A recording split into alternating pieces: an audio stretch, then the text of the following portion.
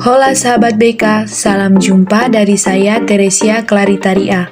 Saya mahasiswi program studi bimbingan konseling di Universitas Nusa Cendana.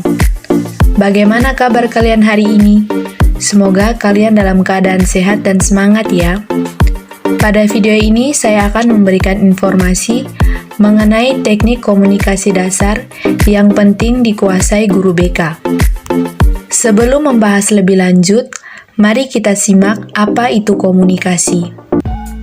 Komunikasi adalah suatu aktivitas penyampaian informasi, baik itu pesan, ide dan gagasan dari satu pihak ke pihak lainnya yang dilakukan secara langsung maupun tidak langsung. Merujuk dari buku sumber, yaitu buku ajar pengantar keterampilan dasar konseling bagi konselor pendidikan oleh Mula Warman PhD. Dalam berkomunikasi dengan klien atau konseli, konselor diharuskan menggunakan respon atau timbal balik yang membangun agar tujuan konseling dapat tercapai. Secara umum, respon tersebut dikelompokkan ke dalam berbagai teknik dasar konseling, yaitu teknik attending, opening, acceptance, paraphrasing, restatement, reflection of feeling, clarification, structuring, lead, silence, reassurance, rejection, advice, confrontation, interpretation, summary, dan termination. Di sini saya akan menjelaskan dua teknik dari ke-17 teknik tersebut untuk kita perdalam dan pahami bersama. Kedua teknik tersebut yaitu teknik attending atau perhatian dan teknik acceptance atau penerimaan. Langsung saja kita masuk pada teknik yang pertama, yaitu teknik attending atau perhatian. Dalam berkomunikasi, tentunya kita harus memberikan perhatian kepada lawan bicara agar ada kesan menghargai dan lawan bicara kita merasa nyaman dalam proses berkomunikasi. Attending adalah keterampilan atau teknik yang digunakan konselor untuk memusatkan perhatian kepada klien agar klien merasa dihargai dan tercipta suasana yang kondusif sehingga klien bebas mengekspresikan atau mengungkapkan tentang apa saja yang ada dalam pikiran, perasaan, ataupun tingkah lakunya. Keterampilan attending meliputi yang pertama, posisi badan atau termasuk gerak isyarat dan ekspresi muka. Di antara posisi badan yang baik dalam attending mencakup duduk dengan badan menghadap klien, tangan di atas pangkuan atau berpegang bebas atau kadang-kadang digunakan untuk menunjukkan gerak isyarat yang sedang dikomunikasikan secara verbal. Responsif dengan menggunakan bagian wajah, umpamanya senyum spontan atau anggukan kepala sebagai persetujuan atau pemahaman dan kerutan dahi tanda tidak mengerti. Badan tegak lurus tanpa kaku dan sesekali condong ke arah klien untuk menunjukkan kebersamaan dengan klien.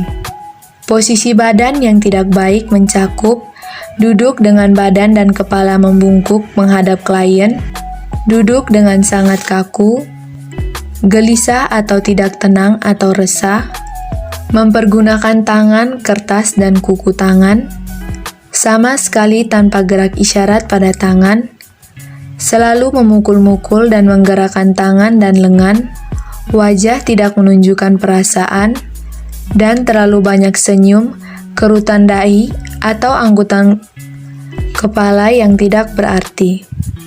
Yang kedua, kontak mata. Kontak mata yang baik berlangsung dengan melihat klien pada waktu dia berbicara kepada konselor dan sebaliknya. Kontak mata harus dipertahankan atau dipelihara dengan menggunakan pandangan spontan yang mengekspresikan minat dan keinginan mendengarkan serta merespon klien. Kontak mata yang tidak baik mencakup tidak pernah melihat klien, menatap klien secara tetap dan tidak memberi kesempatan klien untuk membalas tatapan, mengalihkan pandangan dari klien segera sesudah klien melihat kepada konselor. Dan yang ketiga, mendengarkan. Mendengarkan dalam keterampilan ini adalah mendengar dengan tepat dan mengingat apa yang klien katakan dan bagaimana mengatakannya. Dengan mendengar yang tepat, memungkinkan konselor merumuskan tanggapan yang dapat dengan tepat perasaan dan pikiran klien. Cara mendengarkan yang baik mencakup memelihara perhatian penuh dengan terpusat kepada klien, mendengarkan segala sesuatu yang dikatakan oleh klien, mendengarkan keseluruhan pribadi klien atau kata-katanya, perasaan dan perilakunya, memahami pesan baik verbal maupun nonverbal dari diri klien, mengarahkan apa yang konselor katakan terhadap apa yang telah dikatakan oleh klien. Sekarang kita masuk pada teknik yang kedua, yaitu teknik acceptance atau penerimaan. Acceptance atau penerimaan adalah teknik yang digunakan konselor untuk menunjukkan minat dan pemahaman terhadap hal-hal yang dikemukakan klien. Terdapat dua bentuk dari teknik acceptance ini, yaitu bentuk verbal dan bentuk nonverbal. Bentuk nonverbal ini dibagi menjadi dua. Pendek diungkapkan dengan teruskan atau terus, oh, ya, lalu atau kemudian, ya, dan lain sebagainya. Bentuk panjang diungkapkan dengan saya memahami, saya menghayati, saya dapat merasakan, saya dapat mengerti, dan lain-lain. Yang kedua, bentuk nonverbal yang diungkapkan dengan anggukan kepala, posisi duduk condong ke depan, perubahan mimik, memelihara kontak mata, dan lain-lain. Contoh dalam percakapan, klien, Bu, saya selalu kesepian sejak ditinggal pacar saya. Konselor, saya dapat memahami bagaimana perasaan Anda. Klien, bagaimana tak akan kesepian Ibu?